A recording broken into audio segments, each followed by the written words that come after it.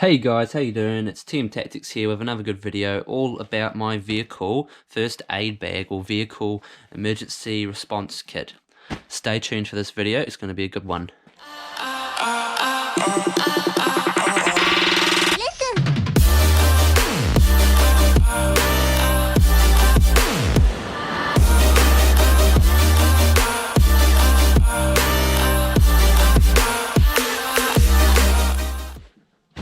Rightio, so straight from the start you can see that this bag looks quite familiar. I actually used this bag in one of my earlier videos because this used to be my main medical bag, and then I got a brand new pack that was just 100 times better, made more sense and is yeah, this one's just kind of sitting around until I decided to make this my vehicle emergency bag for if there's any emergencies while I'm in my vehicle. So anyway, we'll get straight into it. On this top pouch here, well, we'll talk a bit about the pack actually. So this is one of those like medical first responder bags. It's got a big handle at the top there, the two long side pouches, an opening pouch here, and a quick pouch up the top here. It's also got a rain cover pouch just under here that you can pull a rain cover out, and it's also got bag straps. Not sure how well you can see them in case you need to chuck this on your back. Right, so this first pocket, open that up, and first thing we're going to see is some wipes. So these are just for general purpose wipes for, I don't know, cleaning a wound out or whatever. I should probably replace these with antibacterial ones, but just for the moment I've got these wipes in here. And then I've just got another tourniquet here. That's just in the packaging at the moment, keeping nice and dry and safe. So this top pocket up here is kind of like your emergency stuff. So straight away we've got a tourniquet out of the packaging, ready to go. Next we got some combat gauze or Israeli emergency bandage. I've got some North American Rescue S-rolled gauze. So this is packing gauze for junctional hemorrhaging. And then I've also got 2 hyphen chest seals for any thoracic trauma or penetrating chest trauma, which creates sucking chest wounds. Cool, so now we're going to open the bag up. And as you can see from the top here, we've got our airways. So we've just got the normal OPA airway. This one here isn't in its packaging. I would probably advise to keep them in their packaging, but because airways are going into a potentially non-sterile environment, they're just going in the person's mouth and just to the back of their oral pharynx. It doesn't really need to be sterile because the air that goes in isn't sterile. So, but you know, best is keep it safe by keeping it in the packaging until you need it. And then I've got a nasal pharyngeal airway with its lubricant attached sellotape to it. These are good. You put these down the nose of the patient to establish an airway if you can't get an OPA in. These are good because if a patient has a gag reflex, you can still chuck one of these in. Right, the next pocket here is kind of like your dressings and your minor wounds stuff. So I've just got a whole heap of different size gauze and absorbative dressings. Got a combi abdomen dressing in there. These are kind of like your big cuts and scrapes.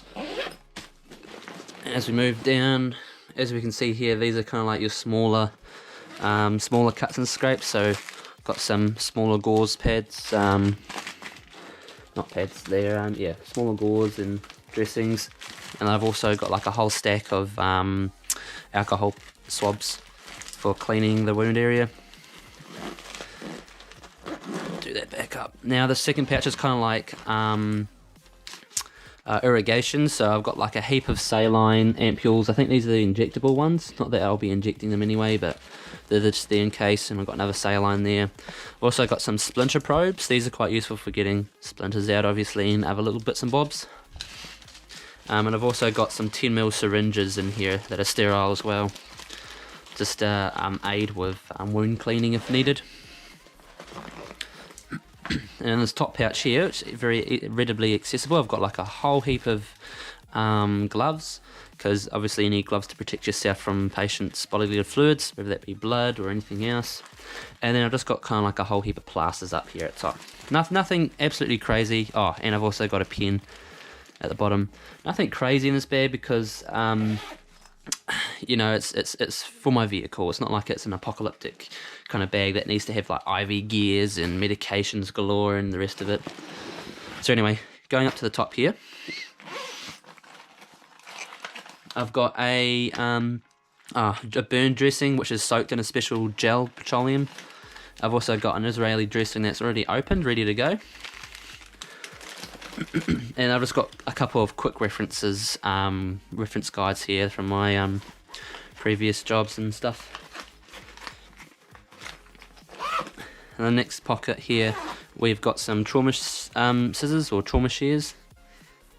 These are pretty beefy ones that aren't going to break straight away, unlike those cheap ones. I've also got a pupil torch to gauge people's pupils if they have a head injury or any eye injuries. I've got 2 emergency blankets in there to keep a patient warm. And then I've got 2 triangular bandages in this pocket here. Don't need to get them out. Alright, so this next part, we've got a stethoscope, just a basic stethoscope, nothing fancy. It's one of those like throwaway ones that, you know, if you lose it, you're not going to be completely upset about it. It's not like a Littman 3 stethoscope that you're going to cry your eyes out that you spent like $200-300 on. That's just to listen to like chest sounds on the fly, or respiratory patterns as well. Yeah, stethoscopes are really good. I need to put a blood pressure cuff in here as well, so that's another thing I need to add. But I've also got a SAM splint, or like a cheap version of the SAM splints. These are like a piece of aluminium, thick aluminium wrapped in this foil stuff, and you can conform this to the patient's like arm or wrist or foot to immobilize a fracture or a really bad sprained injury or something. The next piece is a old school BVM. So this is a bag valve mask which is used for respirations for the patient. So I've got a filter in here in case chuck that on there. And I've also got the mouthpiece attachment. Now I don't have an oxygen cable in here because this is a vehicle kit. If there's going to be an accident on the road, ambulance is going to be called, fire service would be called, and they would have the appropriate or more advanced gear to say. So they would have like an oxygen tank. It's not worth me having oxygen because they can be quite expensive, and once you use it, then it's going to leak very slightly, and it's just not worth the wait. And I don't come across that stuff enough to validate getting an oxygen tank. So anyway, that's why I don't carry oxygen leads. If anyone asks, I've just got some basic strapping tape here, and I've got some big kind of ice packs in this pocket here. So that's all for the interior of the bag. So these are the side pockets. So straight in here, I've just got a whole heap of bandages, a whole array of different bandages, crepe bandages, conforming, elastic ones. And I've also got some cotton swabs in here. These are just cotton squares that are used to, clean up parts of a wound, or if there's excess blood, use that to wipe away the blood.